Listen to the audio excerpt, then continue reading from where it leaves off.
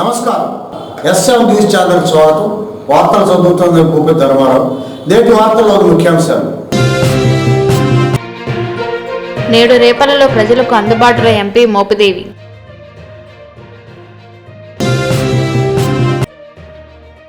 అగ్ని ప్రమాద బాధితులను పరామర్శించిన డాక్టర్ గణేష్.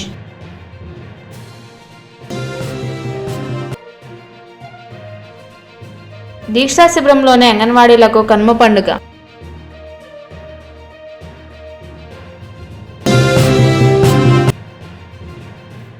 కాంగ్రెస్ పార్టీకి పూర్వ వైభవం వస్తుంది.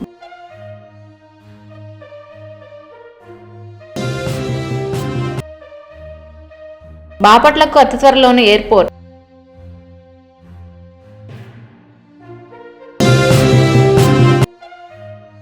అంతిమయాత్రలో పాల్గొన్న నియోజకవర్గ ఇన్ఛార్జ్ వరకోటి. బాపట్ల జిల్లా వైసీపీ అధ్యక్షుడు రాజ్యసభ సభ్యులు మోపిదేవి వెంకటరమణారావు బుధవారం నియోజకవర్గ ప్రజలకు అందుబాటులో ఉంటారని ఎంపీ కార్యాలయం వర్గాలు తెలిపాయి. రేపల్లలోని ఎంపీ మోపిదేవి స్వగృహంలో ప్రజలకు అందుబాటులో ఉంటున్నారని, ప్రజల సమస్యలు విని ఎంపీ మోపిదేవి తక్షణమే వాటికి సంబంధించిన అధికారులను ఫోన్ చేసి ప్రజల సమస్యలను పరిష్కరిస్తున్నారని, ఎంపీని కలిసేందుకు ప్రజలు ప్రతి ఒక్కరూ బారులు తీరుతున్నారని తెలిపారు. చెరుగుపల్లి మండల నడుంపల్లి గ్రామానికి చెందిన మూర్ల వెంకట చలమయ్య ఇల్లు ఇటీవల జరిగిన అగ్ని ప్రమాదంలో కాలిపోయింది. అగ్ని ప్రమాద విషయంలో తెలుసుకున్న రేపల్లె వైసీపీ ఇన్ఛార్జ్ డాక్టర్ ఈవూరు గణేష్ బాధిత కుటుంబ సభ్యులకు మంగళవారం ఆర్థిక సహాయాన్ని అందజేశారు. కార్యక్రమంలో గ్రామ సర్పంచ్ సుబ్బారావు, ఉప సర్పంచ్ ఆరాధ్యుల రోషయ్య, పార్టీ నాయకులు అలివేలు శ్రీనివాసరావు, పెనుమాల డేవిడ్ తదితరులు పాల్గొన్నారు. మండల కేంద్రం అమర్తలూరులోని శ్రీ ప్రసన్నాంజనేయ స్వామి కళావేదికపై అంగన్వాడీ కార్యకర్తలు ఆయాలు చేపట్టిన నిరవధిక సమ్మె మంగళవారం 36వ రోజుకు చేరుకుంది. ప్రభుత్వం అంగన్వాడీల పట్ల నిర్లక్ష్యం ధోరణిని నిరసిస్తూ అంగన్వాడీలు దీక్షా శిబిరంలో కుటుంబ సభ్యులను వదిలి కనుమ పండుగ భోజనాలు నిర్వహించారు. ఈ సందర్భంగా సిఐటిసి నాయకులు ఉయ్యూరు కామేశ్వరరావు మాట్లాడుతూ ప్రభుత్వం అంగన్వాడీల సమస్యలు పరిష్కరించాలని తెలిపారు.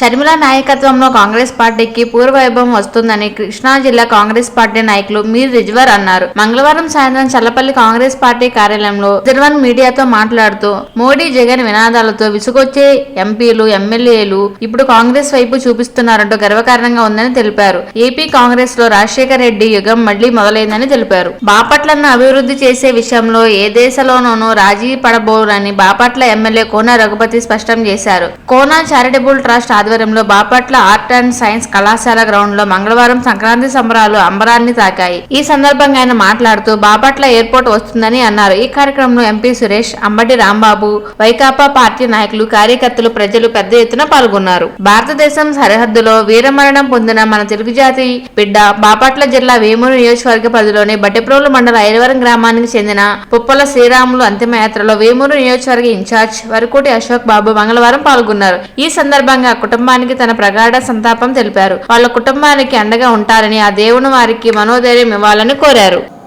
నేటి వార్తలు ఇంతటితో సమాప్తం.